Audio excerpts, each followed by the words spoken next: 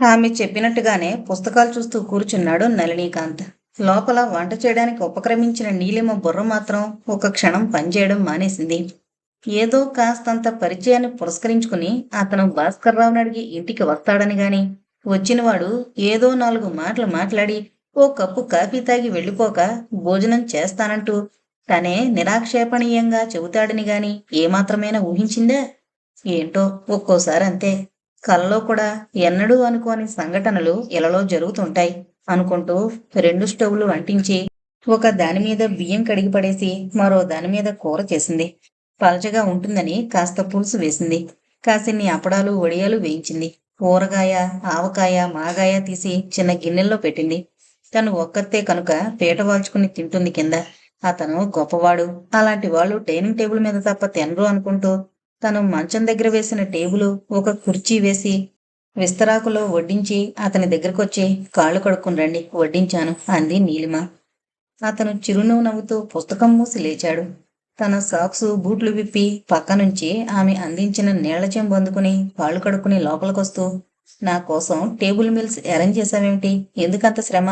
నేను పీట వాల్చుకుని కింద కూర్చునేవాణ్ణి కదా అన్నాడు. టేబుల్ ఉంది కనుక ఆ ఏర్పాటు చేశాను, లేకపోతే కింద కూర్చోక తప్పదు కదా అంది జవాబుగా.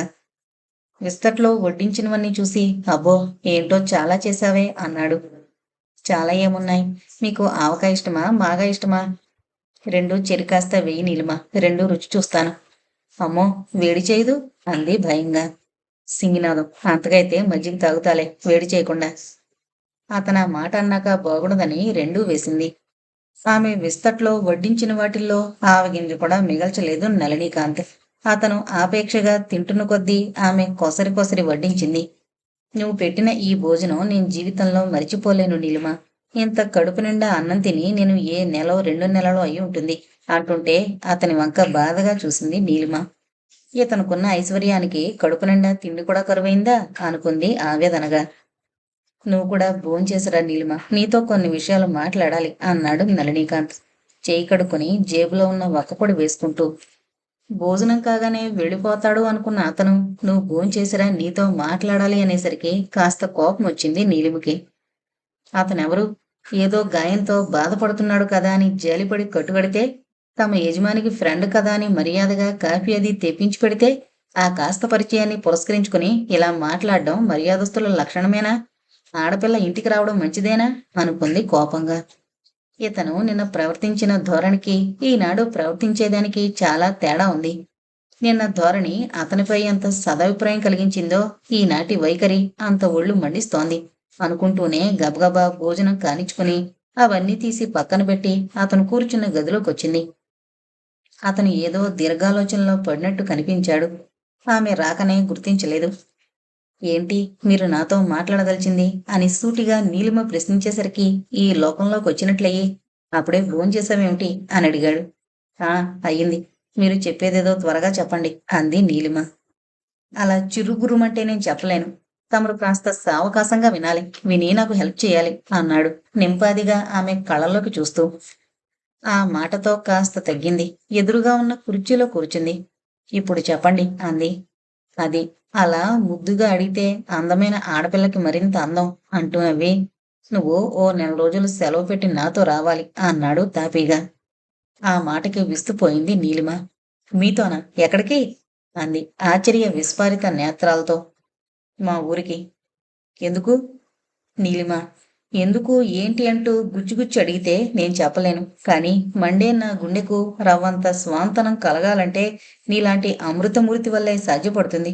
నా మీద కాస్త కనికరం చూపి నాతో బయలుదేరి రావాల్సిందిగా కోరుతున్నాను అన్నాడు జాలిగా. ఆ మాటకి ఒక క్షణం మాట్లాడలేకపోయింది నీలిమ. ఏంటి ఆలోచిస్తున్నావు?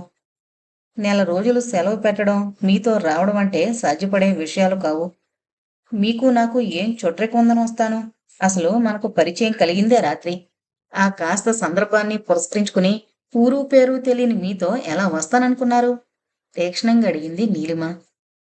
రోషావేషాలు కొట్టొచ్చినట్లు కనిపిస్తోన్న ఆమెని, ఆమె కళ్ళని చూస్తూ, డియర్ నీలిమ, నిన్న రాత్రి సరిగ్గా ఇదే సమయంలో నా నుదుటిన కట్టుకడుతూ ఎంతో సానుభూతిని జాలిని వర్షించిన నీ నేత్రాలు ఇంత క్రితం కడుపు నిండా భోజనం పెట్టిన నీ ఆదరణ అన్నీ ఈ క్షణంలో ఏమైపోయాయి? ఆ కళ్ళల్లో క్రోధాగ్ని విస్ఫులింగాలేమిటి? దయచేసి ఆ మహిషాసుర మర్దిని రూపం మాని సాదాగా శాంతి దేవతలా ఉండు. అదే నీ అందాన్ని ద్విగుణీకృతం చేస్తుంది. నాకా రూపం అంటేనే తగని ఇష్టం అంటూ ఆగకుండా చెప్పసాగాడు నళినీకాంత్. అతని మాటలకి అనుకోకుండా మెత్తబడింది నీలిమ. ఏమైనా నేను మీ వెంట మీ ఊరు రావడం ఏమంత మర్యాద అనిపించుకోదు. ఇక్కడ నేను ఆఫీసులో ఏం జవాబు చెప్పుకోవాలి? అక్కడ మీ వాళ్ళు ఎవరన్నా ఉంటే వాళ్ళకేం జవాబు చెబుతారు? అసలు మనిద్దరం కలిసి వెళితే లోకం ఏమనుకుంటుంది? అదేదో సామెతలా నీకు నీ వారు లేరు, నాకు నా వారు లేరు అన్నట్టు నీకు తల్లి తండ్రి ఎలా లేరో నాకు అంతే. అక్కడ మాకుంది ఇల్లు వాకిలి తప్ప మరెవరూ లేరు. విద్యుల్లత నా గుండెకు చేసిన గాయానికి నీలాంటి ఆడపిల్ల సాహచర్యం లేకపోతే పిచ్చెత్తిపోతుందని భయంగా ఉంది. ప్లీజ్ నా మాట విను. నీకేం భయం లేదు. నిన్నేమీ చేయను. కేవలం కంపెనీనిగా రా అన్నాడు ప్రాధేయపడుతున్నట్టు. అతని ముఖంలోకి వెర్రిదానిలా చూసింది నీలిమ. ఆ ముఖంలో ప్రపంచంలో ఉన్న విచారమంతా గూడు కట్టుకున్నట్టు కనిపించేసరికి సున్నితమైన నీలిమ గుండె ద్రవించిపోయింది. ఒక్క క్షణం అతన్ని తన హృదయానికి హత్తుకుని, మీరు బాధపడకండి. విద్యుల్లత వెళ్ళిపోతే నేనున్నాను. మిమ్మల్ని గుండెల్లో దాచుకుంటాను అంటూ అతన్ని ఓదార్చాలనిపించింది. వెంటనే తేరుకుంది. తన చిత్త చాంచల్యానికి తానే చింతపడుతూ, రాకపోతే ఏం చేస్తారు అంది పెంకిగా. ఎత్తుకుపోతాను చిలిపిగా జవాబిచ్చాడు. అలా రోడ్డు మీద ఎత్తుకు తీసుకుపోతే నేను అరిచి గొడవ చేశాననుకోండి, అప్పుడు మీ పనేమవుతుంది? ఏమీ అవదు. నిక్షేపంగా ఉంటుంది. బయట నా కారుంది. ఎత్తుకు తీసుకుపోయి దాంట్లో కోలేశానంటే మన డ్రైవింగ్తో ఆ కారు మేఘాల్లో తేలిపోతూ గమ్యం చేరేదాకా చచ్చినా ఆగదు. అతని సమాధానానికి అదిరిపడింది నీలిమ. రాను రాను ఇతని ధోరణి బందిపోటు దొంగలా ఉంది. ఒక్క క్షణంలో ఎంతో మంచివాడు సజ్జనుడు అన్నట్టుండే ఇతను మరో నిమిషంలో గుండె దడదడలాడించే పక్కా రౌడీజం చూపిస్తాడేమిటి? ఇతను తనకి పిచ్చెత్తిపోయేటట్టు ఉందని అన్నాడు గాని ఈ పాటికి పిచ్చి ఎక్కే ఉంటుందని తన అభిప్రాయం. లేకపోతే సెకన్కో మాట తెలివున్న మనిషి ఎవరు మాట్లాడతారు? ఇంకా ఆలోచనల బట్టలు సర్దుకో వినిపించింది అతని కంఠం. నేను రానంటే ఏంటా మొండితనం? విసురుగా అడిగింది నీలిమ. రాకపోతే కాళ్ళు చేతులు కట్టైనా తీసుకుపోతానని ఇందాకే చెప్పాను. నీలాంటి పెంకిగట్టం అలాంటి వాటి వల్ల తప్ప సౌమ్యంగా చెబితే లొంగదని నాకు తెలుసు. కోపంతో ఎర్రబడిన ముఖంతో టపీమని లేచి నిలబడ్డాడు నళినీకాంత్. అతని వాలకం చూస్తే గుండె దడదడా కొట్టుకుంది నీలిమకి. ఇదెక్కడి కర్మ? బుద్ధి తక్కువయ్యి నిన్న ఇతంతో సంభాషించాను. అదేదో సామెత చెప్పినట్టు పుణ్యానికి పోతే పాపం ఎదురొచ్చిందని తను ఇతన్ని చూసి జాలిపడ్డమేమిటి, అది సాకుగా ఇతనిప్పుడు దౌర్జన్యం ప్రదర్శించడమేమిటి అనుకుంటూ మనసులోనే నెత్తి నోరు బాదుకుంది నీలిమ. ఇంకా విగ్రహంలా నిలబడ్డమేనా? కదిలేదుందా? కంగుమంది నళినీకాంత్ కంఠం. ఇదెక్కడ గోల? ఉరుమురిమి మంగళం మీద పడిందని ఇతనేంటి ఇలా తన భరతం పడుతున్నాడు? వెళ్ళకపోతే అతను ఏమన్నా చేసేటట్టున్నాడు. వెళ్ళాలంటే ఎరగని ఊళ్ళో మొరగని కుక్కని ఎలా అతనితో ప్రయాణం చేయడం?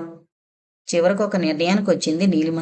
ఇతని ఊరేదో వెళ్ళినట్టే వెళ్ళి ఆ తర్వాత చెప్పా పెట్టకుండా వచ్చేస్తే సరి. అంతగా వెంటబడితే పోలీస్ కంప్లైంట్ ఇవ్వచ్చు. పోలీసు రక్షణ పొందొచ్చు. ఈ మాట తట్టగానే చకచక తన చీరలు సర్దుకుంది. వంట సామాగ్రి గబగబా కడిగి లోపల సర్దింది.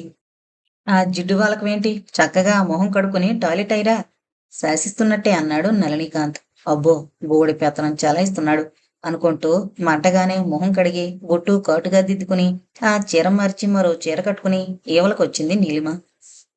ఆమెని చూసేసరికి అతని కళ్ళు సంతృప్తితో మెరిశాయి. సూట్ కేస్ తీసుకుని అతనే కారులో పెట్టాడు. ఆమె బ్యాక్ సీట్లో కూర్చుంది. ఇంటికి తాళం వేసి కారు డోరు గట్టిగా లాగి వేసి డ్రైవింగ్ సీట్లో కూర్చున్నాడు నళినీకాంత్. పైన వెన్నెల జగజ్జయమానంగా ప్రకాశిస్తోంది. ఆ తెల్లని వెన్నెల నల్లని కారు మీద నిగనిగలాడుతోంది. చల్లని గాలి సుతారంగా శరీరాన్ని తాకిపోతుంటే ప్రయాణం ఆహ్లాదకరంగానే తోచేసరికి నీలింలోని చిరాకు పరాకులన్నీ మాయమై సున్నితమైన అనుభూతులేవో కలగసాగాయి. క్షణంలో ఆ కారు వేగంతో సమంగా సాగిపోతున్న ఆమె భావాలు కూడా. తనున్నది ఓ యువకుని కారని, అతను దౌర్జన్యంగా తనను ఇందులో తీసుకువెళ్తున్నాడని ఇవన్నీ మర్చిపోయి పరిసరాలను పచ్చని చెట్ల మీద నుంచి దూసుకుపోతున్న వెండి వెన్నెలను చూస్తూ పరవశించిపోతుంది. అలా ఆమె మేఘాలలో తేలిపోతుండగానే ఓ చిన్న జర్కిచ్చి కారు ఆగింది. ఏంటి అన్నట్టు విస్తుబోయి చూసింది నీలిమ. టీ తాగుతావా నీలిమా? ఆపేక్షగా అడిగాడు నళినీకాంత్. ఇప్పుడేంటి? అంది ఎదురుగా టీ స్టాల్ కేసి దృష్టి సారించి. ఇప్పుడేటి? మనం ఓ గంట ప్రయాణం చేయాలి అంటూ కారులో కూర్చుని టీ కుర్రాన్ని పిలిచి 2 టీలు పట్టుకురా అంటూ పురమాయించాడు. తెచ్చి అందించాడు కుర్రాడు. ఒక కప్పు ఆమెకి తనే అందించి మరో కప్పు తను తాగాడు.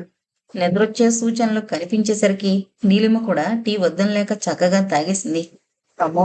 నిద్రపోతే ప్రకృతి అందచందాలను చూసేదెలా? కప్పులందించి డబ్బులిచ్చి కారు డోర్ మూసి మళ్ళీ ప్రయాణం సాగించాడు నళినీకాంత్. అతను చెప్పినట్టుగానే గంట ప్రయాణం చేసి కారు ఓ బంగ్లా ముందాగింది. కారు హారన్ మోగించాడు నళినీకాంత్. ఆ నిశ్శబ్ద నిశీదిలో వెన్నెల కిరణాలే తప్ప లైట్ అనేది లేని ఆ బంగ్లా ఎత్తైన గోడల్ని చూస్తూ విస్మయాశ్చర్యాలతో కిందకి దిగింది నీలిమ. కారు హారన్ వినేసరికి బంగ్లా చైతన్యవంతమైంది. లైట్లు వెలిగాయి. గబగబా నౌకరు గేటు తెరిచాడు. దిగావేం? కారులో కూర్చో. నళినీకాంత్ కంఠం విని మళ్ళీ లోపల కూర్చుంది నీలిమ. కారు తిన్నగా గేట్లోంచి వెళ్లి ఓ పక్కగా ఆగిపోయింది. అతను కిందకి దిగాడు. అతని వెనకే ఆమె దిగింది. కారు సూట్ కేసులో ఉంది, తీసుకొచ్చి లోపల డ్రాయింగ్ రూమ్ పక్క గదిలో ఉంచు అంటూ నౌకరికి చెప్పి రా నీలిమ అన్నాడు లాలనగా. అంతకుముందు తనింట్లో చూపించిన క్రౌర్యం, జులుం ఏమీ లేవు సరికదా. ఆ కంఠంలో ఎంతో మార్దమో ఎంతో నిదానం తొంగి చూస్తున్నాయి. నీలిమ తనకి కేటాయించిన గదిలోకి వెళ్ళింది. Good night Neelima. పాపం ప్రయాణం చేసి అలసిపోయావు, హాయిగా విశ్రాంతి తీసుకో, రేపు ఉదయం మాట్లాడుకున్నాం అంటూ ఆమె గది దాకా వచ్చి చెప్పాడు నళినీకాంత్. నౌకరు అక్కడ మంచినీళ్లు పెట్టి వెళ్ళిపోయాడు. పెద్ద లైట్ అరిపి చిన్న లైట్ వేసుకోవాలంటే ఫ్యాన్ వేసి చిన్న లైట్ స్విచ్ని చూపించాడు. అలాగే అన్నట్టు తల ఊపింది నీలిమ. నళినీకాంత్ వెళ్ళిపోయాడు. నీలిమ తలుపు లోపల గడి వేసుకుని మెత్తని పరుపు మీద ఒరిగిపోయింది. వెంటనే నిద్రాదేవి ఆమెని జోకొట్టింది. పెద్ద లైటు వెలుగుతూనే ఉంది. తెల్లగా తెల్లవారి పక్షుల కలకలారావాలు వింటూ ఉలిక్కిపడి లేచింది నీలిమ. పైన సీలింగ్ ఫ్యాన్ తిరుగుతోంది. మెత్తని డన్లప్ పరుపు మీద విశ్రమించిన తనని తలుచుకోగానే రాత్రి జరిగిన సంఘటనలన్నీ బుర్రలో గిరగరా తిరిగిపోసాగాయి. దాంతో తనున్నది తన ఇల్లు కాదని, విజయవాడకి ఎన్ని మైళ్ల దూరానికో వచ్చిందని గుర్తొచ్చి టపీమని లేచి కూర్చుంది. మంచం పక్కనే పెద్ద కిటికీ. ఆ కిటికీకి పలచని తెర. ఆ తెర తొలగించి కిటికీలోంచి బయటకు చూసింది. అక్కడ నుండి కన్నుల పండుగగా దర్శనమిచ్చిన ప్రకృతి శోభను తిలకిస్తూ మైమరిచిపోయింది. దూరంగా వినిలాకాశం. దానిని అందుకోవాలి అన్నట్టు నిలబడిన నల్లని కొండ. ఆ కొండ కిందుగా నదీపాయ సన్నగా ప్రవహిస్తోంది. ఆ పాయ ఏవల చిక్కని మామిడి తోట. ఆ తోటలో మహారాణిలా నిలబడిన ఈ బంగ్లా. అబ్బా, ఇది ఎంత మనోజ్ఞ దృశ్యం! ఇక్కడ ఇలాంటి ప్రకృతి రమణీయకత వేలార్చుకున్న ప్రాంతాన్ని ఎన్నుకుని ఇల్లు కట్టిన నళినీకాంత్ లేదా అతని తండ్రి అభిరుచికి మనసులోనే నివాళులర్పించొచ్చు అనుకుంది నీలిమ. కాసేపు అలా పరిసరాల్లో మునిగిపోయిన నీలిమ దంతధావనం కాలేదన్న మాట గుర్తుకొచ్చి మెల్లగా తలుపు తీసుకుని బయటకొచ్చింది. తలుపు చెప్పుడవడం ఆలస్యం.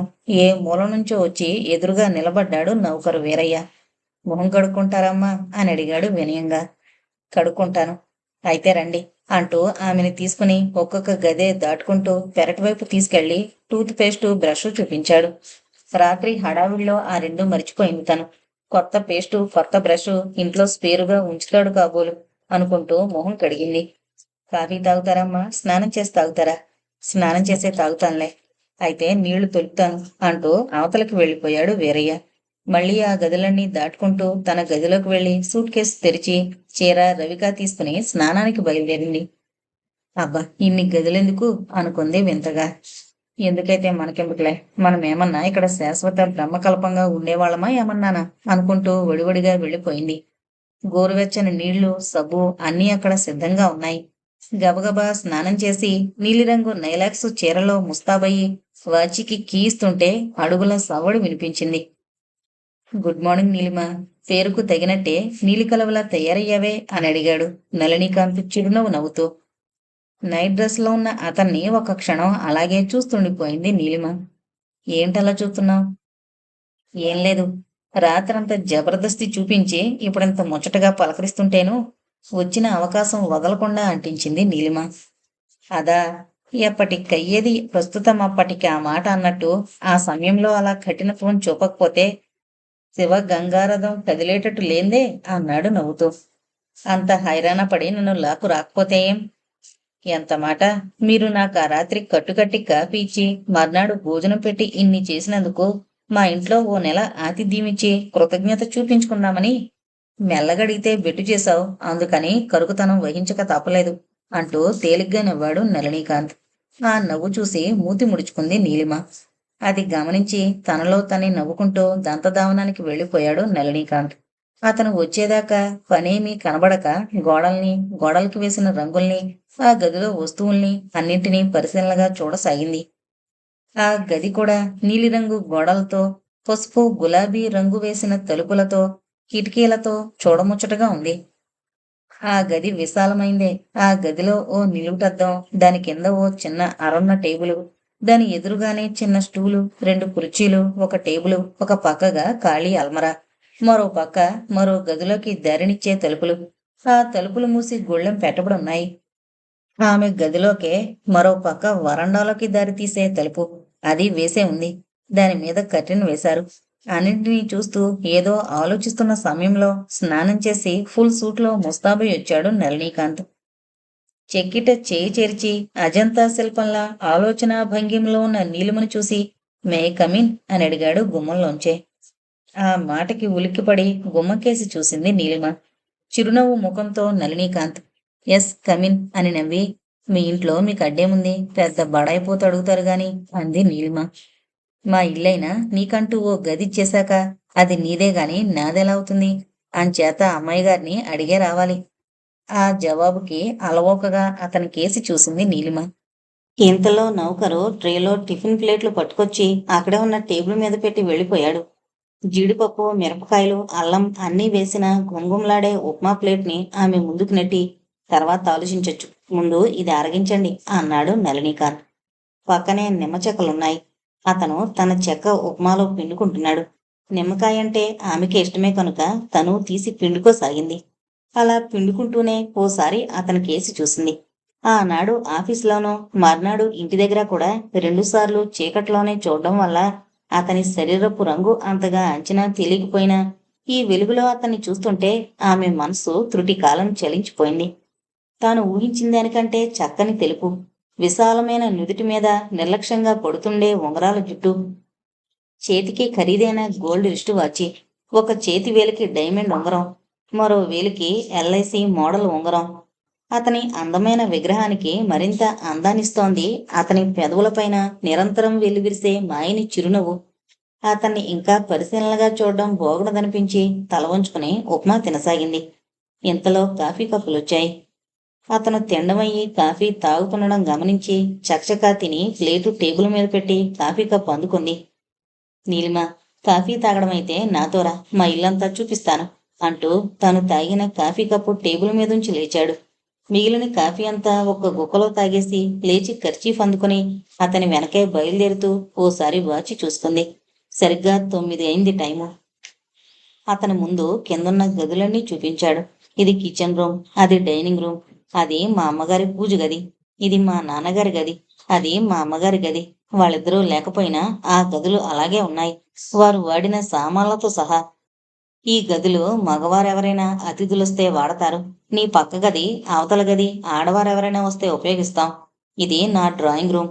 ఎవరితోనన్నా మాట్లాడాలంటే ఇక్కడే కూర్చుంటాను అని ఆగి, పైకిరా, నా గది చూపిస్తాను అంటూ మెట్ల మీద పరిచిన మెత్తని తివాచీ మీద నుంచి నడవసాగాడు. ఆ గదుల్ని, ఆ గదుల్లోని వస్తు సామాగ్రిని చూస్తూనే ఆశ్చర్యంగా పైకి నడిచింది. అతను మొదట గది ముందాగి, రా నీలిమ అన్నాడు ఆప్యాయంగా. సంభ్రమంగా అతని గదిలో కడుగుపెట్టిన నీలిమ అతని గదిని చూస్తూనే అవాక్కయింది.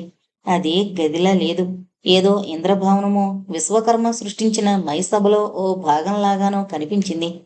అందులో sofa cum bed, dressing table నిలువెత్తు అద్దంతో చక్కని సన్ గ్లాసు షైనింగ్తో నిగనిగలాడుతోంది. 2 గాడ్రేజ్ స్టీలు బీరువాలు, డబుల్ కాటు మంచం, దానిమీద డన్లపు పరుపు, ఖరీదైన దుప్పట్లు, ఖరీదైన తలగళ్ళు, గోడలకి చక్కని పెయింటింగ్స్, గోడలకు అమర్చిన ఫ్లవర్ వాజుల్లో రకరకాల పువ్వులు, నేలంతా ఎర్రని పువ్వులు చెల్లిన తివాచి, ఆ గోడలకి ఒక పక్క గోల్డ్ కవరింగ్ పెయింట్లో అక్షరాలతో అతని పేరు, ఓ పక్క టేబుల్ మీద రేడియో. ఇంకా ఆమె అన్నీ పరీక్షించేలోగానే ఎలా ఉంది నా గది అని అడిగాడు. పక్కన గ్లాస్ విండో పైకి లాగుతూ. బ్రహ్మాండంగా ఉంది. ఇంత చక్కని అందమైన గదిని చూడడం నేను ఇదే మొదటిసారి అంది ఆశ్చర్య విస్ఫారిత నేత్రాలతో. ఆ గోడల్లో పైన నక్షీల మధ్య అమర్చిన లైట్ల వెలుగులు తప్ప లైటు కనిపించలేదు. ఆ కిటికీలోంచి చూసేసరికి అరవిరిసిన గులాబీలు, ఆర్చీల మీదుగా పాకించిన సన్నజాజులు, ఓ పక్కగా విరబూసిన ముద్ద మందారాలు. అబ్బా! ఈ గదిని మీ పడక గదిగా ఎన్నుకున్న మీ టేస్టు చాలా గొప్పది అంది అభినందిస్తూ. ఆ మాటకి మందహాసం చేశాడు నళినీకాంత్. ఆ క్షణంలో ఆమె ముఖంలో కనిపించిన ముగ్ధత్వం, మాటల్లో అమాయకత్వం అతన్ని బాగా ఆకట్టుకున్నాయి. విశాలమైన సోగదేలిన ఆమె కళ్ళనే ఒక క్షణం చూస్తుండిపోయాడు. నా రీడింగ్ రూమ్ చూపిస్తాన్రా అంటూ ముందుకు దారి తీశాడు. ఆ పక్క గదే అతని రీడింగ్ రూమ్. అందులో 2 బీరువాల నిండా పుస్తకాలు, కూర్చుని చదువుకునేందుకు అనువుగా ఓ కుర్చీ, టేబుల్, చిన్న సోఫా, ఓ పడక కుర్చీ. అక్కడే ఓ పక్క అల్మరాలో ఇన్లాండ్ కవర్లు, మామూలు కవర్లు. టేబుల్ మీద అతని letter heads, ink bottles, fountain పెన్నులు, బాల్ పెన్నులు. అవన్నీ చూస్తూ మరో గదికి నడిచింది అతని వెనకనే. అందులో గంధంతో చేసిన వస్తువులు, బొమ్మలు ఉన్న ఓ గాజు అద్దాల బీరువా, మరో గాజు బీరువాలో కొండపల్లి బొమ్మలు, గోడలకి పులితలలు, మరోవైపు ఏనుగు దంతాలు. ఏంటి గది ఇంత గమ్మత్తుగా ఉంది అని అడిగింది ఆశ్చర్యంగా. అవన్నీ రకరకాల ఎంపోరియం నుంచి కొన్న బొమ్మలు. మా అమ్మగారికి బొమ్మలంటే చాలా సరదా. ఆవిడ సరదాల్లో నాకు సగం ఉంది అంటూ నవ్వాడు నళినీకాంత్. మరో గదిలో నిలువెత్తు స్టాండు, దాని మీద డ్రాయింగ్ పేపర్, ఓ పక్క టేబుల్ మీద రంగులు, కుంచెలు, ఓ కుర్చీ, పక్కన రిఫ్రిజిరేటర్, 2 సన్నగ్లాసు స్టూళ్ళు. కూర్చో నీలిమ అంటూ ఫ్రిడ్జ్లోంచి కూల్ డ్రింక్ తీసి ఆమెకిచ్చాడు నళినీకాంత్. మీరు తాగరా అని అడిగింది నీలిమ గోల్డ్ స్పాట్ అందుకుంటూ. ఎందుకు తాగను అంటూ తను ఒకటి అందుకున్నాడు. ఎలా ఉంది నీలిమ మా ఇల్లు అని అడిగాడు నళినీకాంత్. మీ ఇల్లు ఎలా ఉందో చెప్పేలోగా నా ప్రశ్నకి జవాబు ఇవ్వండి. మీరు బొమ్మలు గీస్తారా? ఆ, కొన్నాళ్ళు బొంబాయి ఆర్ట్స్ కాలేజీలో నేర్చుకున్నాను. హఠాత్తుగా ఆమె దృష్టి గోడలకి వేలాడుతున్న కెమెరా మీద పడింది. మీకు ఫోటోగ్రఫీ హాబీనా? అవును, పక్కన కెమెరాలైందే మనం ఎక్కడికి బయలుదేరాం అన్నాడు డ్రింకు తాగడం పూర్తి చేసి. నీలిమ నవ్వింది. ఏమీ మాట్లాడకుండానే ఖాళీ సీసా అక్కడ పెట్టి లేచింది. అన్ని గదులు చూపించాడు గాని అతను ఒక గది మాత్రం చూపించలేదు. ఆ తలుపుకు వేసిన గొళ్ళెం చూస్తూ యువతలకొచ్చింది. ఆ గదిలో ఏముంది? అతన్ని అడగాలని నోటిదాకా వచ్చిన సభ్యత కాదని మౌనం వహించింది. నేను చిన్న పని మీద అలా బయటకు వెళుతున్నాను. 1 గంటలో వస్తాను. నీకు తోచకపోతే నా రీడింగ్ రూంలో పుస్తకాలున్నాయిగా, తెచ్చుకుని చదువుకో అంటూ బయటకు వెళ్ళిపోయాడు. అంతకంటే వేరే మార్గం కనిపించక తిన్నగా పైకి వెళ్ళింది. అతని రీడింగ్ రూంలో 4 పుస్తకాలు ఏరుకుని తన గదిలోకి వెళ్ళి చదువుకుందాం, ఇక్కడ దేనికి అనుకుంటూ తిరిగొస్తుంటే ఆ తలుపు తెరిచింది పనిమనిషి. పనిమనిషి శుభ్రం చేస్తుంటే కుతూహలంతో లోపలికి తొంగి చూసింది. చూసి మతి చలించిందల్లా అయిపోయింది. ఆ గదిలో గాడ్రేజ్ మంచం, పరుపు, దానిమీద ముఖమల్ దిళ్ళు, గోండ్రని బల్ల, దానికి 3 వైపులా కుర్చీలు, ఓ డ్రెస్సింగ్ టేబుల్, ఆ టేబుల్ మీద టాయిలెట్ సామాన్లు. రండమ్మా అంటూ వినయంగా ఆహ్వానించిన పనిమనిషి మాట కాదనలేక లోపలకు అడుగు పెట్టింది. ఆ గదిలో చక్కని ఫ్రేమ్లో బిగించిన అందమైన అమ్మాయి బొమ్మ. ఈ అమ్మాయి ఎవరు? ఆ ఫోటో చూస్తుండారమ్మా అని అడిగింది పనిమనిషి నవ్వుతూ. అవును, ఎవరిదా ఫోటో? కుతూహలంగా అడిగింది నీలిమ. ఆ యమ్మ ఈ ఇంటికి యజమానురాలు కావలసిన మాట పూసంతలో తప్పిపోయింది. ఏం ఏమైంది? ఆత్రంగా అడిగింది నీలిమ. మరో మనువాడి వెళ్ళిపోనాది. పనిమనిషి పొన్నమ్మ విచారంగా అంది. ఆ మాటకి తెల్లముఖం వేసింది నీలిమ. ఆనాడు పేపర్లో పడిన ఫోటోని గుర్తు చేసుకుంది. ఈమె ఒకరుగా కనిపించలేదు. అయితే ఈమె మరో యువత. ఆ మాట నిజమైతే ఇతగాడు ఎంతమంది ఆడపిల్లల చేతుల్లో మోసపోయాడు, ఎంతమంది నమ్మాడు? ఒకవేళ తనకా పేపర్లో పడిన ముఖం సరిగ్గా గుర్తులేదేమో. ఈమె ఒకరేనేమో అనుకుంటూ. అయితే ఈ అమ్మాయి పేరు నీకు తెలుసా? అయ్యో ఎర్రి తల్లి, ఇక్కడ అప్పుడప్పుడు 1-2 నెలలు ఉండి వెళ్ళిన మనిషి మాకు పేరు తెలీదా? ఆమె పేరు వాణి అంది పొన్నమ్మ. ఆ పేరు వింటూ ఈవిడ నళినీకాంత్ జీవితంతో ఆడుకున్న మరో యువతే అని పూర్తిగా నిర్ధారించుకుంది నీలిమ. ఆ పేపర్లో పడిన ముఖం తనకంతగా గుర్తులేకపోయినా పేరు మాత్రం చక్కగా గుర్తుంది. విద్యుల్లత. ఆ ఫోటోని మరోసారి శ్రద్ధగా చూసింది. డబ్బు, అందం, చదువు అన్నీ ఉన్న నళినీకాంత్ వంటి యువకుడితో ప్రేమ నటించి పెళ్లి దగ్గరకొచ్చేసరికి ముచ్చటగా తప్పుకున్న ఆ ఇద్దరు ఆడవాళ్ళని తలుచుకుంటూ, ఆడపిల్లలు కూడా కపట ప్రేమని చూపించగలరా? ఇంత ఆస్తిని, అంత మంచివాణ్ణి దక్కించుకోలేకపోయారంటే, ఒకవేళ నళినీకాంత్ స్వభావంలోనే తనకర్థం కాని విలక్షణమేమన్నా ఉందేమో! లేకపోతే ఒక్క యువతైనా అతన్ని కట్టుకోదా? అనుకుంటూ ఆ గదిలోంచి బయటకొచ్చేసింది నీలిమ. ఆమె బుర్ర నిండా రకరకాల ఆలోచనలు. చదువుదామని పుస్తకాలు తెచ్చినా అవి చదవడానికి మనస్కరించలేదు. అగాధమైన జీవిత చరిత్ర గల నళినీకాంత్ జీవితాన్ని గురించి ఆలోచించసాగింది నీలిమ. ఎక్స్‌పోర్ట్ ట్రేడింగ్ కంపెనీలో హాయిగా అందరి మీద కాస్త పెత్తనం చెలాయిస్తూ, స్టెనోగా కష్టపడి పనిచేస్తూ, రోజులు ఒక గాడిలో నెట్టిస్తున్న తను ఈనాడు ఊరికి ఉత్తరంగా విసిరేసినట్టు పొలాల మధ్య ఈ దివ్య భవంతిలో కూర్చుని ఆ ఇంటి యజమానిని గురించి జాలిపడవలసి రావడం ఆమెకు ఆశ్చర్యంగా తోచింది. తనని ప్రేమించానని పెళ్లాడకపోయినా తప్పుకున్న ఓ యువతిని తన మేడలో ఓ గది కేటాయించి, ఓ హంసతూలిక తల్పం వంటి పానుపు, ఆమె కోసం కొన్న వస్తువులు అన్నీ ఆ గదిలో ఉంచి, తన ప్రేయసి ఫోటో గది మధ్యగా ఏర్పాటు చేసి, రోజూ చక్కగా తుడిపిస్తూ ఎంతో శ్రద్ధ కనబరుస్తోన్న నళినీకాంత్ ప్రేమలోని ఔన్నత్యాన్ని, అతని రాగ హృదయాన్ని అంచనా వేసుకుంటూ అలాగే కూర్చుండిపోయింది నీలిమ.